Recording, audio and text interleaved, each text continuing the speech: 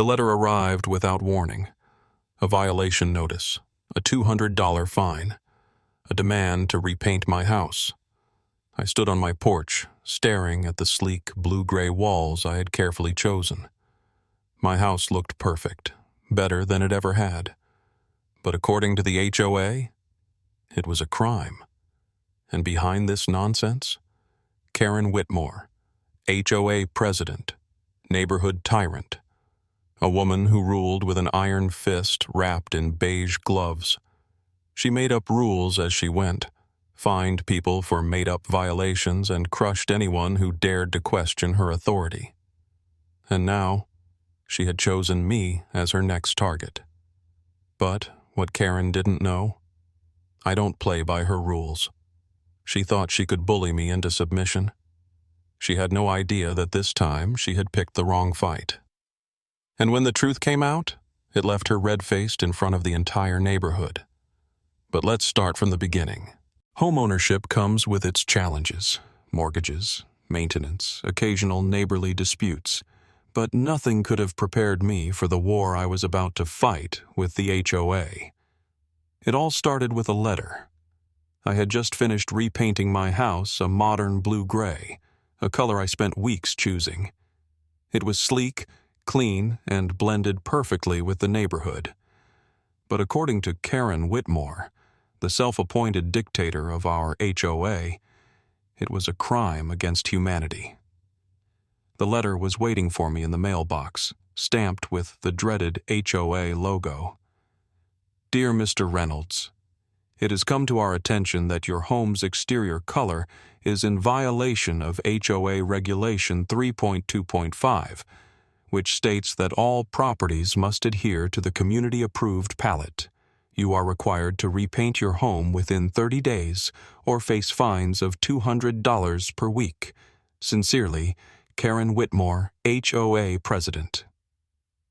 I stared at the paper in disbelief. I had lived here for over 10 years.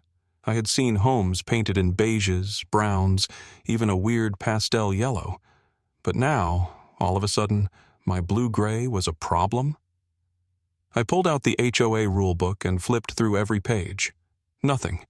No list of approved colors. No rule against mine. This wasn't about policy. This was about power. And Karen, she had just declared war. I wasn't about to let some overgrown hall monitor tell me what I could and couldn't do with my own house. So I did what any rational homeowner would do. I went straight to the next HOA meeting. The room was packed. People sat stiffly in the metal chairs, most avoiding eye contact. Karen sat at the front, her clipboard in hand, queen of her little empire. I stood up, letter in hand.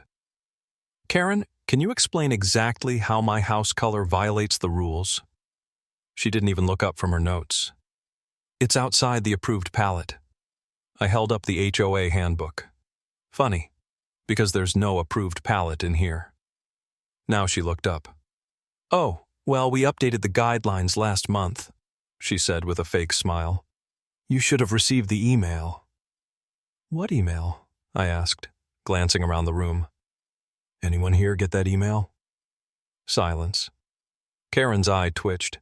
She waved her hand dismissively. It was discussed in the last board meeting. It was unanimous. I folded my arms. Great. Show me the minutes from that meeting. Karen's face turned stiff. We, don't always document every discussion. Translation. She made it up. The room was tense. I could feel the neighbors watching, too scared to speak up. They had seen what happened to people who defied Karen. Mysterious fines, threats of legal action, or worse, being dragged to HOA hearings where she ruled like a dictator in a beige pantsuit. And then the fines started. $200 a week. Then $400. Then came a legal notice threatening a lien on my home. Karen was testing me. She thought I'd roll over. She had no idea who she was dealing with. If Karen wanted a fight, I was happy to give her one. I started digging. First, I pulled every single HOA financial report I could find. It was dry, boring stuff, until I found something interesting. Last year, Karen repainted her own house. And the color? Not on the approved list. It got even better. I found the original HOA regulations. You know, the ones she supposedly updated. They hadn't been updated at all. She had just been making up rules to bully homeowners into doing what she wanted. Oh, and one more thing. Karen had used HOA funds to pay for her own repainting. Yeah, she had used our HOA dues to paint her house. The hypocrisy was unbelievable. I compiled every document I found, printed copies, and showed up at the next HOA meeting ready to drop a bomb. When my turn came to speak, I walked up to the front and placed a thick folder on the table. "Karen," I said, keeping my voice calm, "before we talk about my house, can you explain why your house is painted in an unapproved color?" The entire room went silent. Karen's face froze. "What?" she croaked. I slid a photo across the table. Her house. "This is from last year. Before you painted, it was beige. Now it's a gray-brown. That color isn't on the palette." She opened her mouth, closed it again. I wasn't done.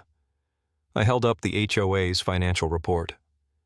"And can you explain why the HOA paid for your repainting?" Murmurs rippled through the crowd. The HOA board members looked at each other, realizing they had been played. Karen was exposed. You don't understand," she stammered. "That was approved internally. Without a vote? Without notifying homeowners? Using our money?" The room erupted. "You fined me for my fence color. You made me repaint my garage. You told me my shutters were too bold." Karen's control shattered. The HOA board, suddenly regaining their spine, called an emergency vote. The motion? Remove Karen as president.